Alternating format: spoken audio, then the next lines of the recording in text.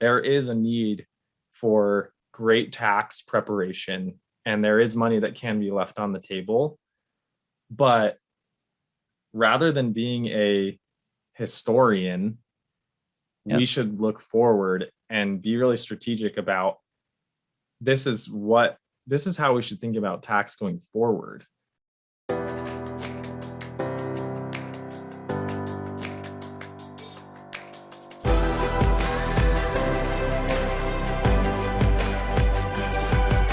This is Better Wealth with Caleb Guilliams. All right, Better Wealth Nation, I want to welcome you to the newest family member on the BetterWealth team, Trevor Ward, not Trevor Wood, for those of you that know the team and have gone through our process. Trevor Ward, what's going on, my friend?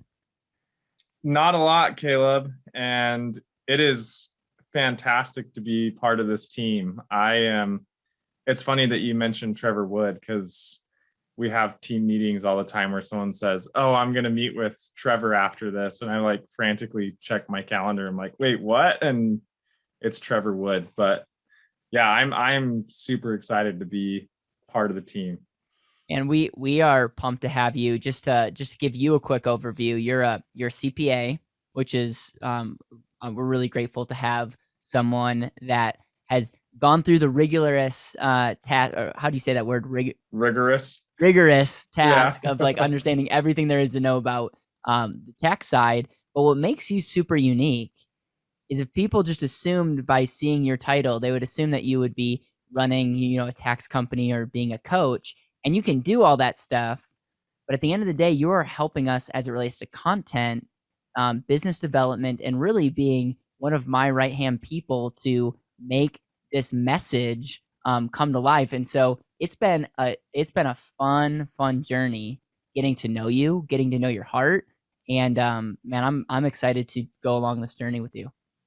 Yeah, and I am very excited to be taking the journey, honestly. It's funny that you mentioned that, because my LinkedIn, part of my tagline, I say I'm like the world's most exotic accountant, which I say that really as a joke, because everyone, the stereotype is that accountants are boring. But that's something that I have learned just in the first part of my career, is to never put yourself in a box. Yeah. Because I started my career in public accounting and found out really quick that was not what I wanted to do. I'm too much of a people person. And to be honest, all through college and high school, I loved writing, and I loved more of the history and creativity side of things. So for anyone out there that's listening to this that feels like maybe they're not in doing something that they love, you're looking at the nerdy accountant turned content writer. So anything is possible if you just go for it. Did you ever feel like you didn't belong? You're sitting in class, oh, these are not my people? Or you're the kind of person that everyone loves, or you're like, hey, for that season, you loved it, but you what was the deal there? So yes, when I worked at Ernst & Young, it was really funny, because we would go out on weekends as a team and stuff, and we go to bars or whatever, and I'm not a drinker, but so everyone would be partying, having fun, but I was still the coolest person there, just because I talked and wasn't a total introvert. So, and I'm not even just saying that to brag. I literally was just I was the only non-accountant in the room. So yes, there have been times where I'm yeah, I don't really fit in with everyone here. So, well, one thing I really value, Trevor, is to get people's backstory, and really the purpose of this podcast is to, number one, welcome you to the team. I want people to put a face to the name, and they're going to be seeing and reading, and whether it's directly or indirectly, they're going to be impacted greatly from you. And it's an honor, man. It's an honor that you're on the team. But I would love for you to take us on a journey of where it all began. And I know you kind of hinted at, CPA, Ernst & Young, all these things, but I would love to know who you are at the core, your journey, and then why Better Wealth. Yeah. So my journey really started. So I spent 2 years in Nicaragua on a mission for my church. And while I was there, for about half the time, I was the mission's like financial, basically the CFO of the mission. Like I wasn't getting paid, it was all volunteer. Um, so that was really the first experience I had where I was managing money, but all related to a good cause and making things happen. That was kind of my first lesson of like, wow, money is really like an enabler to help us do amazing things. Um, and really being a steward over money.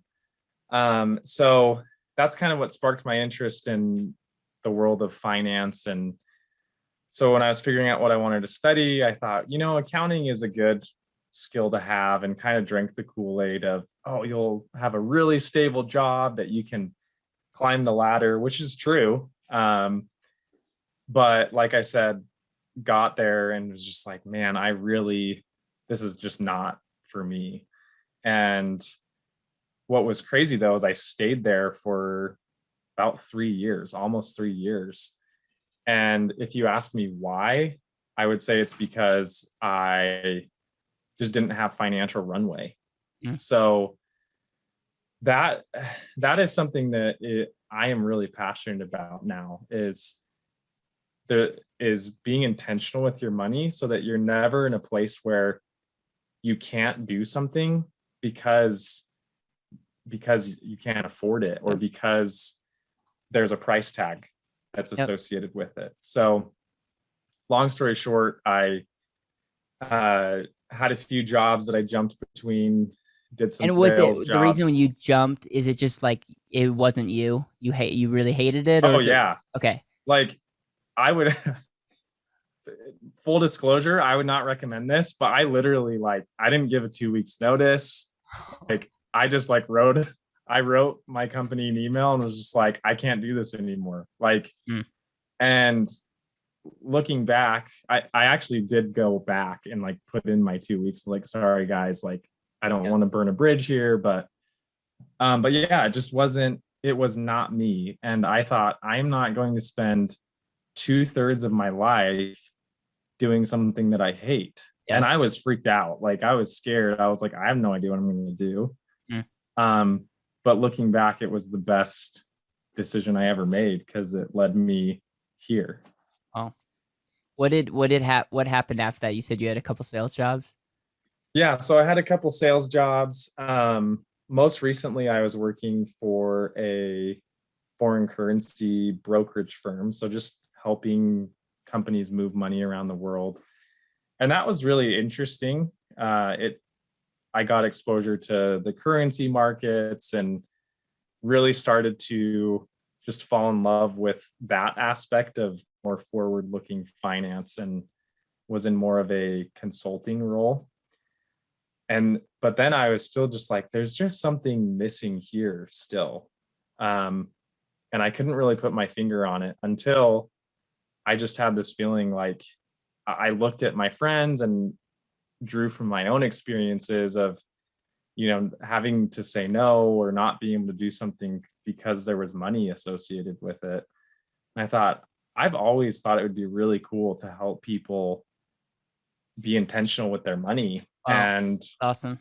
so that's kind of what led me to just jumping to this career in general. Yep. And that in and of itself has been a journey, even just finding BetterWealth. When you say jump to this career, you jumped to, okay, I'm not going to work at a brokerage, or you were working in like currency game. You were like, I actually want to help people understand this whole money game and be more intentional. And so you had the tax side, but then you also did the financial planning side. What did that look like? And that's really where we met. And I'm wondering if you want to unpack like how we met and kind of the thought process that went through your brain from start to where you are now.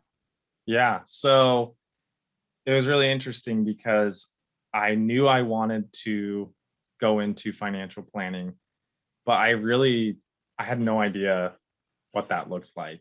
And I learned really quickly that not all financial advisors or financial planning is, it's not created equal, right? I must have talked to over 20 different advisors, from really small local family offices to like the big wirehouses, and was just trying to learn everything I could about the industry. And everyone told me the same thing, like, this is a really hard industry. It's hard to find clients. And the first thing I noticed was like, man, this industry is like, it just feels like it's decades behind Yeah. every other industry in some ways. Um, and so I actually started with an IMO, which is like an insurance marketing organization. And the whole point of me going with them was, okay, well, supposedly they have like their marketing down, and they're going to help me do the hardest part of Right. this, right? And they did have some really good things. Like, it's not a knock on anything that they were doing, but what really hit me is when it came time to help like friends and family, like my parents, it was like, man, I really want to give them, like, they have given me so much financially. I really want to do this the right way with them. And the way that I had been taught, it just didn't Didn't feel sit right. right. Yeah. Yeah. Like, and I think that's the ultimate test. If you're offering a service or a product, like, would you sell it to your mom? Yep. Like, Dude, and that's a great question. yeah. And I was like, I literally was like, no, I not. Like, at this point, I was just gonna recommend like something that anyone could go out and put their money into. And so that really hit me. And then fast forward a couple months, I'm on a webinar that BetterWealth is doing. Yeah.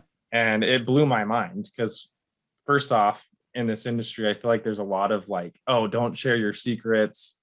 And you guys were literally just like sharing your secrets. Yep. And So it just was the first. to give Sorry, the go ahead. audience a little bit, to give the audience a little context, is we had the opportunity to coach over 80 financial advisors or professionals in the space. And this webinar was us just sharing some of the things that we're doing. And people are so amazed that they're like, why are you sharing this with us? It's like, because I want you guys to learn this so that we could be more effective for our industry. And then through that, that was the webinar that you were referencing. Yeah. Thank you for the context. So yeah, it was just, first off, the thing that stuck out to me immediately is that the same passion that I had of looking at it through the lens of like, there is a huge crisis in America, and it's that people just don't understand money. Totally. And like, having gone through that myself and seen friends and family that are literally trapped by money. And then you have people that are trying to kind of throw just like band-aids on the solution. You guys were not doing that. Like, you guys really truly were passionate about it, and you could tell that you had a heart to serve. And that came through in everything that you were doing, even on this webinar. So that was the first thing that really resonated with me, coming across the first impression with BetterWealth.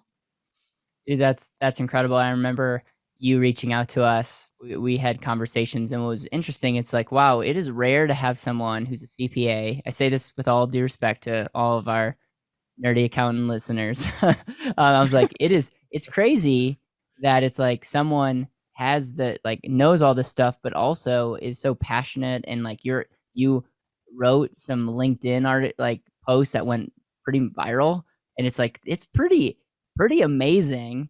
And then I remember one day, pointing you out to Dan on our team, and I was just like, man, let's highlight Trevor, kind of deal. And I don't know if your ears were ringing, because soon after that, like, we started talking, and you're like, guys, and I want to steal your thunder here, but you just came to us and said, hey, maybe you want to share like what made you want to like approach us versus start your own. Yeah. So I was in the middle of setting up I had set up an LLC. I had been writing up business plans. I had a logo made. Like, I was like full steam ahead, and I was going to do it. And that right after all that had happened is when I decided to take this course. And it was like, this is how it needs to be done. Because I literally thought, like, this is the best way to go about, I mean, just building a business in general, but specifically the way that you were reaching people and the passion that you had. And so I literally came to you and I just said, either I am going to build this half as well, maybe not even half as well as you guys are, or we can put our minds together and combine forces. And thankfully, and I'm very grateful that I mean, that worked out. Well, and that's where we are today. man, talk about a go-giver. It took me about 10 seconds into the conversation to know that if there's value created and if you have the right if you have the right person, it's a no-brainer. So it really just came down to, all right, this is where we're at, this is where you're at. How do we create a win-win scenario? And we came down to three areas. So you're going to be helping with content. Our emails, I'm publicly saying this because it's going to hold us all accountable. Our emails are going to be way better. The bar's not set that high. It's going to be way better, and we're going to start building a community. Our written content's going to get a massive facelift, and our ability to have blogs and other areas to do Google SEO is also going to be a focus.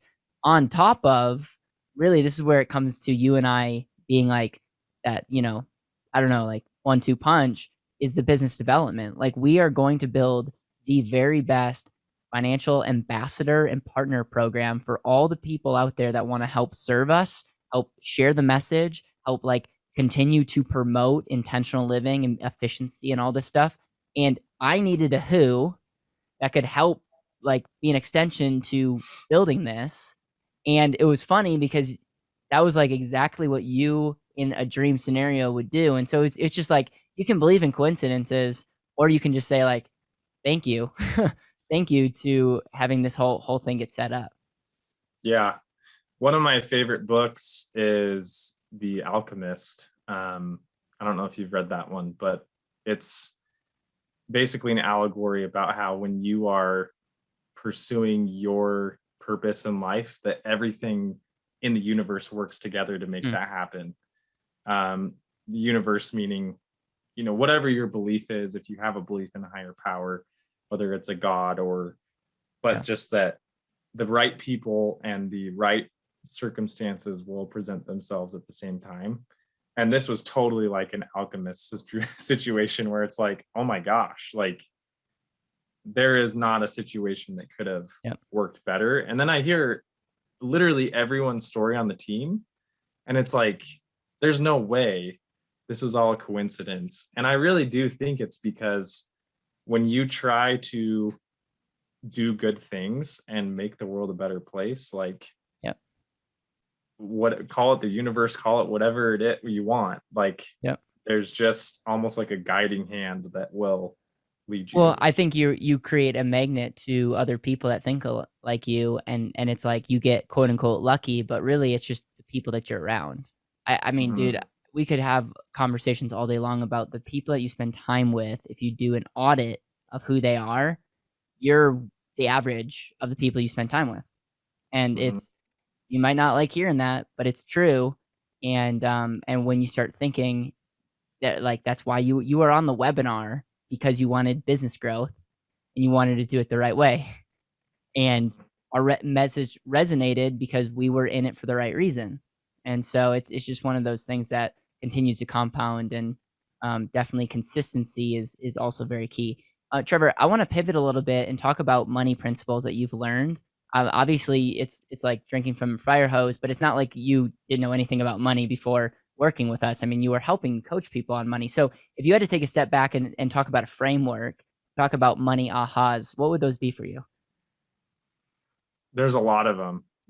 I think I sent you a video right after I finished your book, The And Asset. I was like holding the book and I was like, this blew my mind. And there's been more things every day where I think, just to comment on that quickly, we, even financial advisors and CPAs, like, we think we understand money, but there's some really simple concepts that you don't even really need to add numbers to, or Yep. you don't need to talk about rate of return, or like run Monte Carlo simulations, or all these complicated things. Is just really simple. One of the ones that really just kind of blew my mind was this idea of opportunity cost. I thought I knew what that was. Um, if you would have asked me a couple months ago, hey, what's the opportunity cost of buying a soda with your meal that was $1, I'd say, oh, well, it's $1 of something else, maybe $1 of going towards a subscription for my business or whatever. But it's really the lifetime opportunity of that dollar. Say you could invest it, and it's like, how long could that dollar grow? And where it gets really crazy is when you talk about thousands, hundreds of thousands of dollars. That's a really simple concept, but when you understand it, it changes. For me, it's changed the way I spend money and save money. So that was a really big one, and it's really simple too. Yeah, every decision we make has consequences, good or bad. It's like you being on here with me right now, you're not able to do 10 other things. And Mm-hmm. that one thing that you could do could, you could always play that game. It's like it's almost a miracle that we are married to the people that we're married, kind of deal, because it's like, if one thing changed, like, but at the end of the day, same thing goes with our money. And you articulated this really well, the lifetime opportunity of $1. I say lifetime value, and it's kind of the same thing. It's like the value represents the future value, the compounded rate, but then also the control rate. But I really like opportunity as well, because it is so true. It depends on what you do with that opportunity. For some people, it might not be that magical, but for others, it literally could be millions of dollars. Mm-hmm. And it's Yeah. one of those things that we try to preach. And it's crazy that you went through school and worked years in the whole money game, and that only clicked till recently. Yeah. No, it really is, because it's just a paradigm shift more Yeah. than anything in how you look at money. There's a lot of other things that really have stuck out to me that have just shifted the way that I've learned. A lot of that coming from Better Wealth. I think the other one is just the money formula that you talk about in And Asset, of just having, yes, I've always had this idea of compounding and how important that is. But then on the other side, there's the control aspect. And I'm like, oh, like, and I felt that as I was going, trying to blaze my own trail. Like, I'm not making a salary. I'm, paying expenses to set up a business, which I think can be one of the best investments that you make. But I literally had that decision of like, do I invest this money right now, or do I control it? And the whole concept of you don't have to choose, it's incredible. It's so powerful. There are so many entrepreneurs, and not even entrepreneurs. There are just so many people that if they just understood that, Yeah. it's like a whole new world opens up to them. Yeah, dude, that's powerful. It is. And that's why you wrote about it. Yeah, no, it's super interesting. It also ultimately goes back to money being a tool to live the life that you want, and that at the core needs to be understood, because I think a lot of people just have a negative view of money, and that shows up in every area of their life. I'm curious, any other epiphanies on this journey of accounting, tax? I mean, we could tease. We will have one of the best tax programs coming soon. to a city near you. So stay tuned. If you don't like overpaying on your taxes, we're going to be your best friends. But so what have you learned just again through that journey, but then also just in your own personal life? Because I know that you've had a lot of personal growth these last couple of years as well. Yeah. So I think when it comes to tax is really interesting because it's like we're all bound by this mutual hatred of tax, the necessary evil that is tax. But we all think about tax the wrong way as well. And I think it's because we're so like, it's just the thing that we think about, when once the end of the year rolls around, February, March, April, oh, I need to do my taxes. And you even see it in all the advertisements for all the software and the tax prep firms. They'll say, we'll get you your maximum refund. Yep. And it's like, okay, that's great. And yes, that is important. There is a need for great tax preparation, and there is money that can be left on the table. But rather than being a historian, yep, we should look forward and be really strategic about this is how we should think about tax going forward.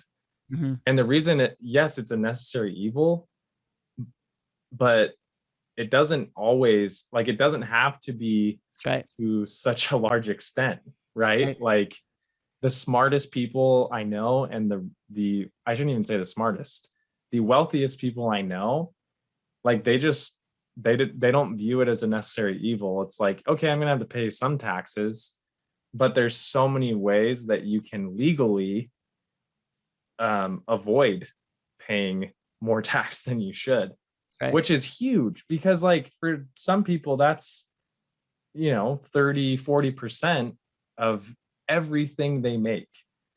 And when you go back to that principle of it's the lifetime opportunity of that 30-40%, that is a ton of money. Yeah, I mean, you imagine putting opportunity costs with taxes. Like if you're able to help save someone $15,000-$20,000 of taxes, and sometimes, I mean, we've seen case studies of $300,000-$400,000 because of entity structures, corporations. Like I won't even go down the rabbit hole, but like of actual tax strategy, we're not talking about the philosophy of not having your money in a tax deferred account. We're talking about like actual tax strategy that saves you significant amount of money over your lifetime. Man, we're talking about millions of dollars. And what's interesting is what I would love to do is we're going to track every tax savings that we have for somebody, and then we're going to put on a lost opportunity cost calculator. Because I mean, come on, why wouldn't we? It's we're already gonna be the nerdy accountants. We're gonna and give us 10 years, and who knows, we may be in a ballpark when you put opportunity cost of being able to say we've saved $250 million or $500 million. Think about the impact that's going to have on the next generation. That's huge. And you got me all fired up, man. It's not hard. All right, Trevor, before we wrap this up, anything else that you want to say, just and what you're seeing in the world and where things are going? Yeah. So just this morning, I was reading about Biden's proposed his proposed government spending, and which is tax spending. Yeah. Where your precious dollars are going. Yeah. Exactly. Which, I mean, not to make a political statement at all, but just the fact of the matter is taxes are going to increase to fund all of this. Yep. Either that or printing more money, which can be detrimental to society either way. And so I think that's the other realization I've had is just, man, this is why it pays to be intentional.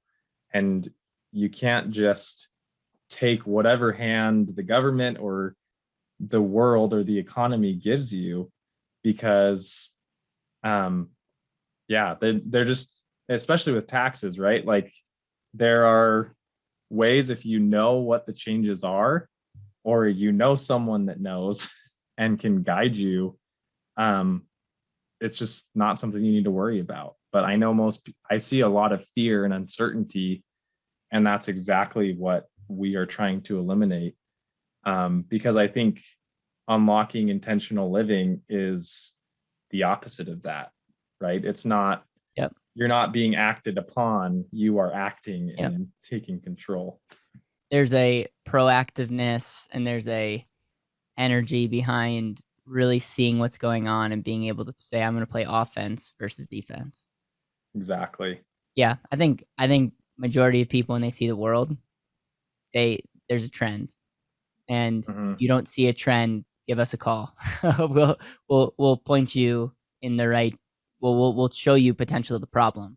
I did a video today on understanding the problem, and you not only need to know the external problem, you also have to know the internal problems that people are facing in their own life, and then also the mental and spiritual problems that people are facing. And it's like there's a lot of things coming at us, and it doesn't help that and it doesn't help that there's so many external issues. Like inflation is going to be a big thing coming up here, but it also, like, internally, people's mental health. It already is. Yeah. It already is a big thing. Yeah. So, man, Yeah. how I love to end these shows is the legacy question. The legacy question goes something like this: if this is your last day on Earth, which hopefully will be for many, many years. I hope not. If this is your last day on Earth and you're with the people that you love the most, what would you make sure to pass on in that last conversation? Ooh, that's a good one. That one, I think if I could pass on any one message, it's just to take a second and ask yourself regularly, am I happy? And am I doing what makes me happy? And I think a lot of the time the answer is not going to be in how much money you have or how big your house is, or it's going to be in who have you spent your time with, how have you spent it with them, and who have you helped? What impact have you made on the world, or even just the people that are closest to you? And so I think it would just be encouragement to focus on what is truly most important, which will look slightly different for each person, but it's usually your relationship with a higher power or God, your family and friends. And I think that's pretty much it, and yourself, and becoming the best version of yourself. Yeah, you're a wealthy person if you're able to be around the people that you want to be around when you want to be around them, doing what you want to do. And I know that sounds like a very selfish thing, but it truly is an intentional thing. And I think we, taking this one step further, we find that the only true fulfillment is serving God and serving other people. And I think, that's at the end of the day, it's a fulfilling life, but a lot of people are unable to live to a fraction of that because of money and how they view money. So, and Trevor, here man, we've come full circle. I know, I love it. We planned it that way, right? It was all in a script. I don't think the moment I start scripting my podcast, we're in trouble. So yeah, like you got hit over the head or something. I don't know. That'd be quite the day. How can people hear more, learn more about what you're up to, contact you, welcome you to the BetterWealth team? And I also want to plug, we're in the midst of a LinkedIn influencer, ladies and gentlemen. Gosh. So if you want to take your LinkedIn game to the next level, you have to be connected with T Ward, Yeah, no, I mean, that's very kind of you to say. I am not a LinkedIn influencer, but yeah, if you want to connect on LinkedIn, I love just making new connections there. So yeah, Trevor Ward CPA, you can find me there, or you can even shoot me an email and say hi at tward@betterwealth.com, and I will do my best to respond, because I would love to meet some of our listeners and just BetterWealth Nation. I love it, guys. Well, thank you so much for just being in our world. if you're watching this on YouTube, thank you. And if you're listening to this on the podcast and it happens to be an Apple and you have not taken 3 minutes to do a 5-star Apple review, it would truly mean the world to review the podcast. I might call you out, Trevor. I don't know if you've reviewed the podcast. I haven't yet. You're I'm going to right now. The guests are like so high, like the people on the show are just like the most thoughtful, amazing people. Anyways, thank you guys so much. Have a very intentional rest of your day. See you guys.